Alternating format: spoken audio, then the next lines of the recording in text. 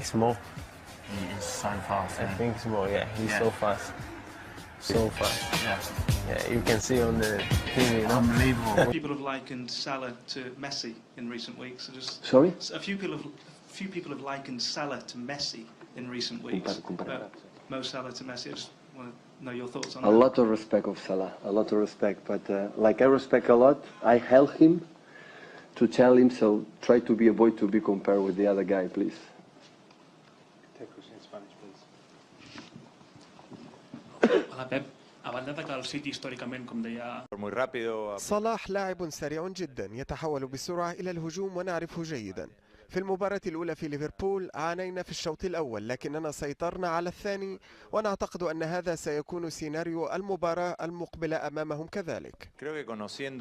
أعتقد أن مفتاح الفوز سيكون تفهم أن لكل كرة أهميتها وإنهاء كل هجمة لنا بارتداد سريع لأنهم فريق يتحول في لحظة إلى الهجوم بالنظر إلى أن لاعبي المقدمة لديهم يتميزون بسرعة هائلة وأي كرة ينهيها منافسهم بشكل سيء يستغلونها. لا بد من بناء اللعب جيدا. فانتاستيك رائع. لعيب ممتاز، لعيب عظيم، لعيب متواضع جدا، شخص متواضع، شخص مسؤول، يتحمل المسؤولية، مستعد انه ينفذ اي حاجة لمنتخب بلده. انا ما اقدرش اطلب حاجة زيادة من اللي هو بيقدمه لي. مرحبا بك مرة اخرى زيدان في ابو ظبي. محمد حامد. Le dan las gracias y la bienvenida a Zinedine Zidane, a Emiratos Árabes Unidos. أعلم أن هذا السؤال قد لا تكون له علاقة بنهائي الغد. De un medio local, de un periódico llamado Etihad. الإجابة التي سوف تعطينا إياها. Es una pregunta que no tiene relación con el torneo de mañana, pero aún así dice que le va a preguntar. أتيحت لك الفرصة لمشاهدة لاعب ليفربول محمد صلاح، كيف تراه وكيف ترى مستواه؟ Le preguntan por Salah, que juega en el Liverpool, ya que es muy importante para esta región. ¿Qué piensa de él? ¿Qué capacidad tiene de él? Y sobre todo, ¿cómo le ve jugando en equipos de gran nivel como el Liverpool? Yo creo que es un gran jugador. Yo creo que lo ha demostrado jugando en la Roma. Ahora lo están demostrando con el Liverpool. Yo creo que es un jugador importante de este equipo. Y cada vez va creciendo y yo creo que todavía es joven y es uno que puede dar más al fútbol. Pero pienso, no se habla mucho de los jugadores, pero me pregunta si es un jugador que aprecio mucho. Join that list at Chelsea of ones that got away, a bit like Kevin De Bruyne, isn't he?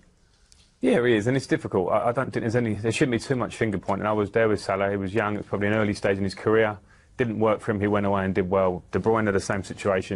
It's very hard. Chelsea have got an abundance of talent in those positions at that time. So I'd rather focus on the player, and credit to them for going away, working hard and coming back. What's changed then in his game from the player that you trained alongside? Personality and the feeling of deserving to be there. I think a huge part. He's always had these abilities. He was quick. He had the good feet. But now he comes and he feels like he's a top player. He's got a different body shape as well. He's got shoulders. He's more physical. When he was at Chelsea, he was a baby in terms of football terms. Now he's coming into the prime years of his career. He's got that confidence of doing well at Roma.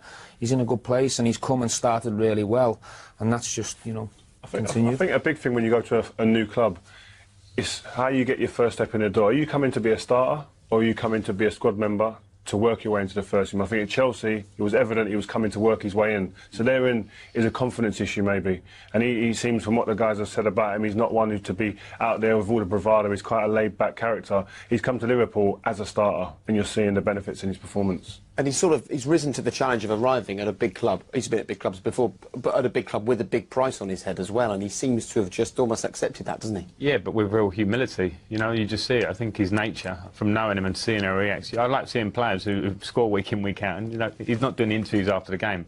Maybe he's a bit shy, but I like the humility in him as well. Is he quiet? I don't really know him too well, but it seems like he's doing his football, he's talking on the pitch. I'm not sure whether he's too confident in his English right now, but it doesn't matter. He can forget all the interviews he wants as long as he keeps scoring. He's doing the right talking on the pitch. There was a time where we were testing and he was saying, yeah, I don't score, I don't know why. I said, listen, it's just a matter of time and confidence, and when you have the confidence, everything can happen. And you can see now that he's scoring goals and he's becoming a boss, a leader of his team, and we saw it in the national team, and we saw it also in Liverpool in a few games. I believe he can bring a lot of his leadership, his experience that he's learning in Liverpool, and also what he has learned with the national team, how they qualified in front of thousands and thousands of people, of fans, you know, and for him playing a lot of big competition will help him to be among the best players in Europe. And well, during the World Cup, I really believe that. International break, obviously you lost one of your key players, Salah, on the other hand, had a great time in Egypt, scored the 2 goals, got them through to the World Cup, and he comes back into the mix. And you mentioned the little time that you have with the players now. What condition does he return in? What do you expect from him? Very proud. Mohamed Salah was talking about now, right? Yeah, very proud. Did anybody see the 6-minute video about the summary of the game when you saw? I never saw a celebration like this for 1-0 after 66 minutes. I thought it's a golden goal in the World Cup final. Then 87 minutes they made the equalizer. Boom. Obviously not the nicest moment. And then 94 minutes. I never saw a celebration of a penalty like this until anybody said, by the way, we still have to score. And I nearly had a heart attack when I thought I had to go down there and take the situation that he did it. And I would say in this moment he's our #1 penalty taker.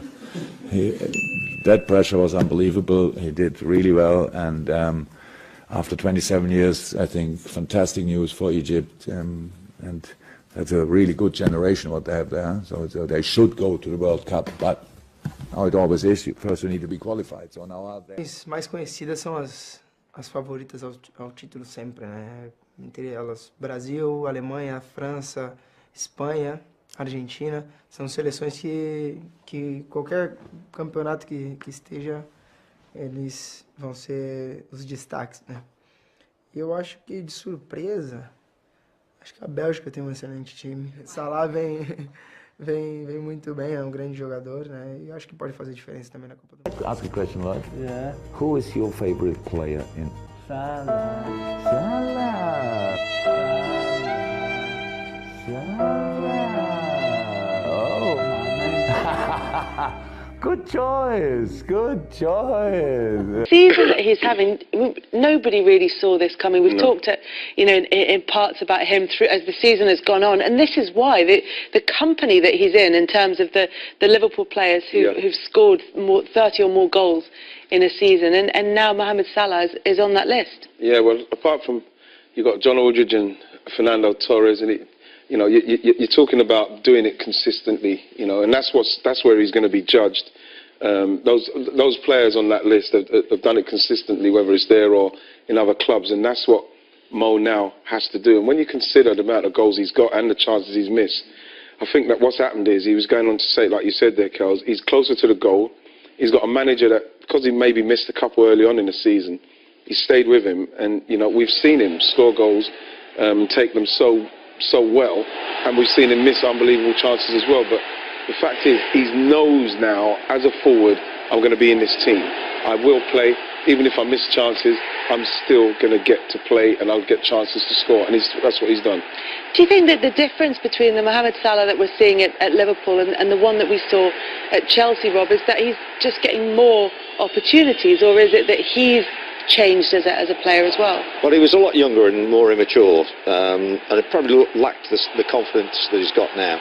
He had lots of chances at Chelsea, and he missed a lot of chances at Chelsea. He didn't score with any real frequency, and that was his problem, because then he becomes a substitute all the time, and then he's got 15 minutes to make an impact, and maybe he gets 2 big chances and misses 2 big chances, so then you go, I'm not going to start with him. And I've got to say, I've got to hold my hands up here, because I was partly in the conversation that led to him being sold, because when I was talking with Jose, and he says, they won't give me any money for players, I've got to sell before I can buy in the transfer window. And I said, well, I can think of a couple you can get rid of. I said, Mo Salah and Andre Schürrle. Right, and the next thing, they're sold in the transfer window. And so every time he scores for Liverpool, my daughter's team, I sit there going, did I really say that? Oh, I wish he was still at Chelsea. So. But it's good for family relations.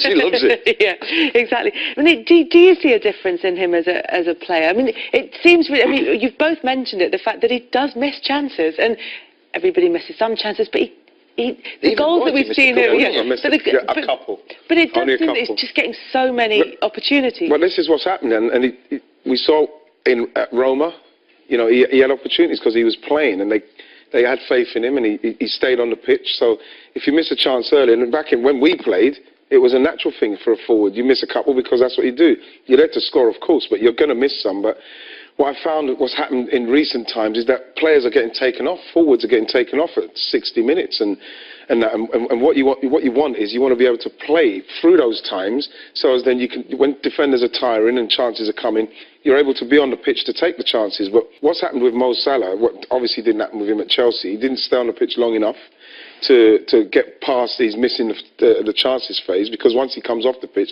he said, yeah, well, he missed a couple of chances. When he went to Roma, all of a sudden he started to blast, and he's come here, missed a couple of chances, but he stayed on the pitch, and then now he's got his confidence, and he is closer to the goal, and he's got great feet, great skill. You know, we saw it with the last goal there when he's coming from the left, he's taking people on, he's getting the luck, he's getting the breaks as well, and he's finishing really, really well. The consistent thing has always been he gets in positions where he can score goals. He's always been on the end of chances all the way through his career. So he's got the pace and he's got the vision to see the chance. Now he's starting to convert them, and now he's got a manager who says, I don't mind if he misses a few, because I know he's going to score bundles, because he's always on the end of it. His pace will get him through. He's got one-on-ones. He's going to score more than he misses. So he's got that, as you say, that the faith of the manager. He's always had the pace to get in those positions. Now the manager's backing him, and he's rewarding the boss for the confidence. Absolutely.